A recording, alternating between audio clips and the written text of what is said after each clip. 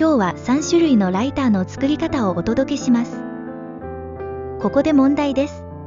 日本で代表的な青いパッケージのヨーグルトと赤いパッケージのヨーグルト。どちらがインド人好みのヨーグルトだと思いますか？正解は、じゃーん。こちらの青いパッケージのヨーグルトです。あえて銘柄は伏せていますが、日本に住む方であれば大体が予想できる銘柄ではないでしょうか。夫のつながりで出会った日本在住のインド人の方々に日本のヨーグルトでインドのヨーグルトに一番近いのはどれと尋ねて回った結果がこちらでした。今日はそのヨーグルト1カップ全部を使用してプレーンライタを作り、そこからよく我が家でも作る定番の2種類のライタにアレンジします。基本的に混ぜるだけなので簡単すぎて今までレシピを動画にするという発想に至りませんでしたが、カレーのお供、ビリヤニのお供にこのレシピがお役に立つと嬉しいです。本場の作り方のポイントも交えてご紹介しますね。では、最初はサクッとプレーンライタの作り方をご紹介します。ボウルにプレーンヨーグルト 400g と水 100cc を加えてよく混ぜます。ヨーグルトの理想的な硬さは水っぽくて緩すぎるわけでもなく、そのままのヨーグルトのように硬すぎるわけでもない、ちょうど良い硬さです。その理想の硬さはヨーグルト4に対して水1の割合で作ると、夫がインドでよく食べていたライタに近いとのことです。そこにブラックソルトを小さじ 1.5 杯ほど加えます。ピンク色していますが、ブラックソルトまたはカラナマックという名で売られていて、硫黄のような香りのある黒岩塩です。そして普通の白いお塩も小さじ1/2の1弱を加え、一度混ぜて塩加減を調整します。塩加減の好みは人によって変わると思うので、今の分量を目安にお好みに合わせて足し引きしてくださいね。次に小さじ1のクミンシードをフライパンでいってすりつぶしたものをヨーグルトに加えます。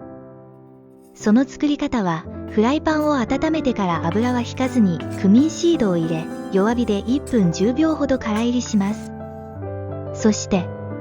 電動のグラインダーで引くのも早くて楽で良いのですが、こちらのインドで購入した手動式の調理器具オカールで潰した方が、香りがより深く濃くなるので気に入っています。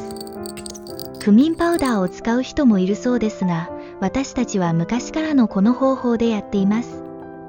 クミンをヨーグルトに加えたら、次に辛味を加えます。青唐辛子2本をカットして加えます。そして、辛さが足りない場合はレッドチリパウダーを追加します。これで基本となるプレーンライタは完成です。その時の気分によって刻んだコリアンダーリーフを加えることもありますよ。では、プレーンライタができたので、次は食材を足して別のライタに変身させていきます。野菜を細かくカットして加えるベジライタを作ります。今日は一般的なベジライタをご紹介しますね。カットするのは紫玉ねぎ、きゅうり、そしてトマトです。どの野菜も小さめにカットします。それらを先ほど作ったプレーンライタの中に入れます。そして混ぜます。これでベジライタの完成です。動画なのでトッピングのようにカットした野菜を上に乗せていますが、普段は混ぜて器に盛り付けるだけです。夫はきゅうりが好きなので、きゅうりだけということもしばしば。簡単なので、暑い時期にはよく食卓に並びます。最後は、ひよこ豆粉で作る揚げ玉が乗ったブンディライタを作ります。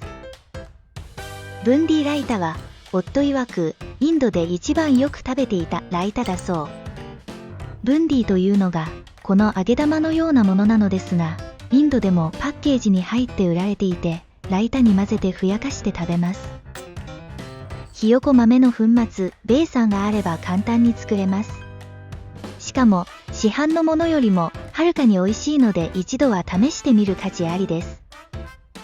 その作り方は、まずベーサンを粉ふるいにかけます。ベーサンは粉が塊になっていることもあるので、きれいに水に溶くには一度振るっておくと実は調理がスムーズです。次に塩とターメリックパウダーを少量ずつ加えて混ぜます。マイフェイバリットは普段のカレーには少ししか入れないターメリックをこのブンディには少し多めに加えることです。するとまるでスナックのように後を引く美味しさになるので、わざと多めに入れているんです。そして水を少量ずつ加えて溶いていきます。分量は右上の表示をご参考にしてくださいね。大さじ3杯のベーサンでもお茶碗軽く1杯くらいのブンディができます。このくらいのゆるさになれば OK です。あとは揚げ玉を作る要領で油で揚げれば完成です。ちなみに100円ショップにこのような穴あきのお玉が売っていて、いい感じにブンディが作れるのでおすすめです。丸い形に揚げるコツもちょっとありまして、低い位置からではなく40センチくらいの高さから油に落とすと丸い形の綺麗なブンディが作れます。